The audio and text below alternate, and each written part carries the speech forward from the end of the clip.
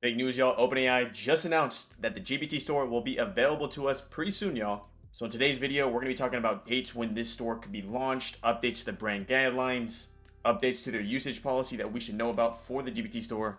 Finally, we're going to learn everything we need to know about when it comes to setting up our GPTs in order to get a part of this GPT store. So let's jump into today's video. Welcome back, y'all. I already know a ton of y'all clicked on this video.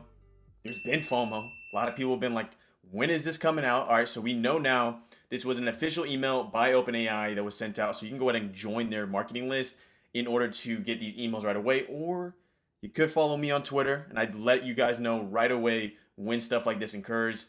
Let's go and jump into today's video. As you see, there is three main things that we should be aware of and not my head. So let me go and zoom over here. So it looks like basically it will be launched next week. Now, in theory, if we're going to do quote unquote what next week means, it could be quite literally next week Thursday, as today is January 4th, or it could be something like a Monday. We don't know the exact date, but we just know it's going to be launched next week. Part of this, though, seems to be three major things had occurred. First off, it looks like they've updated their usage policies and their guidelines. Next, there is certain prerequisites we need to ensure in order to even get access to this store. And finally, the way we set up and publish our GPTs, there's going to be a certain way we need to ensure that it's set up in order to get even, considered for the store. So I'm going to give my opinion on some of the stuff that I think is going to happen when it comes to this, but also just overall, stuff that we need to understand when it comes to applying to the GPT store. As we already know, OpenAI is a huge company, so their brand guidelines extend past just GPTs and ChatGPT, but they have a nice little section that is dedicated toward it right here. So let's go ahead and read up real quick of what we should know. So the first thing we should understand about these GPTs is the actual title itself shouldn't be like a document video. For example, how this video comes out, it's going to be like the date.mp4. You wouldn't want that as a GPT. Also, interesting enough, this is pretty big, y'all, as a lot of people in this space have been doing this, having GPT, or basically GBT, in the actual name itself. So for example, one of the ones I use personally is Grammar GBT. They actually discourage this. It's not prohibited, but they discourage it, which is probably their way of saying if you want to get featured on this store, if you want to get actually like pushed on this store and have more eyes on your GBT, don't put GBT in the name. Knowing that some of the GBTs that I have public, I'll probably rename or probably need to rename in order to abide by this. Second thing, really cool about GBTs is our ability to do custom actions. If you're familiar with custom actions or you want to learn more about custom actions, you can check out the playlist at the end here. I show you how to do like basic auth, OAuth, like everything you need to know when it comes to actions, when it comes to GPTs. What's interesting is that let's say we provide a service. So for example, they have Meowalytics. We want to call our GBT Meowalytics if it can do the same functionality or part of the functionality of that original service. Alternatively, if it's just going to help you access certain parts of that service, e.g. the API of that service, you would call it Meowalytics API Helper. Let me give another example of this. I'm currently developing a software called TubeStamp. Do I have intentions of creating a GPT called TubeStamp? Probably, due to the fact that some of the stuff that is functionality of possible within my software can be done in a different UI through ChatGPT. Keep that in mind. Third thing, it looks like basically Captain Obvious here. Don't do trademark stuff. So don't do like McDonald's as your GPT. Like I'm the McDonald's GPT or DoorDash or Uber Eats. I don't know why I'm naming food right now. Maybe I'm really hungry. But stuff like that. That's pretty standard. That's obvious. You want to do like Apple, stuff of this nature. And finally, obvious stuff here, but don't do profanity, harmful topics. But interesting enough, don't do public figures. Now, whatever they deem as a public figure is probably up to their discretion, but that's important. So therefore, you can't do like a Biden GBT or, maybe a Joe Rogan GBT. I don't know if they consider Joe Rogan a public figure. Whatever it may be, it seems like that's off the books. Next is their usage policy has updated here. So we can scroll all the way down here. Probably going to go to the most relevant changelog to us, which is going to be, we've combined our use case and content policies into a single set of usage policies and have provided more specific guidance on what activity we disallow in industries we consider high risk. Interesting.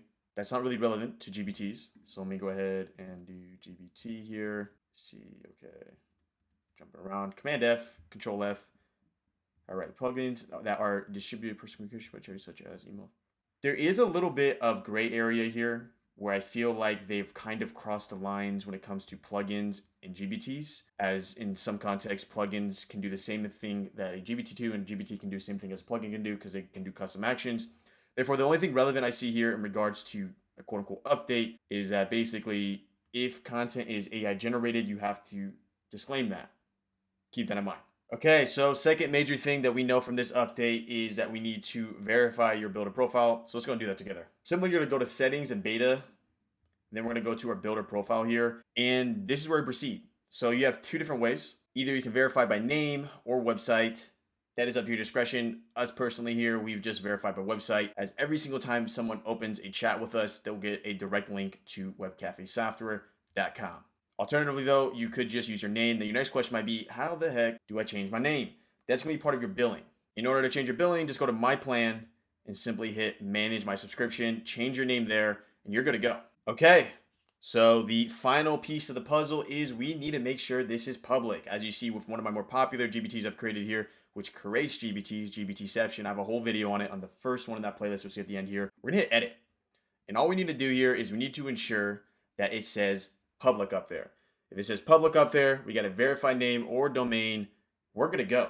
Supposedly from here, OpenAI will handle the rest and basically give you the ability to show up in their store. It is important to note though, you can't do anyone with a link. That's not gonna work in this context. But that concludes today's video on the GPT store and it coming out. So make sure to subscribe if you haven't already, as obviously we'll do a ton of content of everything we need to know about the GPT store when it gets launched. A lot of people have been making similarities between this and the iOS App Store and the Shopify App Store. Let's not get ahead of ourselves. Let's first just see what this even looks like user interface wise, how they're going to monetize it, and what discretion they have on what kind of GPTs show up in the store. Because what I can tell you right now is I highly doubt they'll basically anyone that puts public on their GPT, they're going to put on the store. I highly doubt that. So I really don't know what their discretion is. The only thing that I can come to grounds with, or basically what would make sense, is their discretion probably has to do with that little chat thing you saw right here.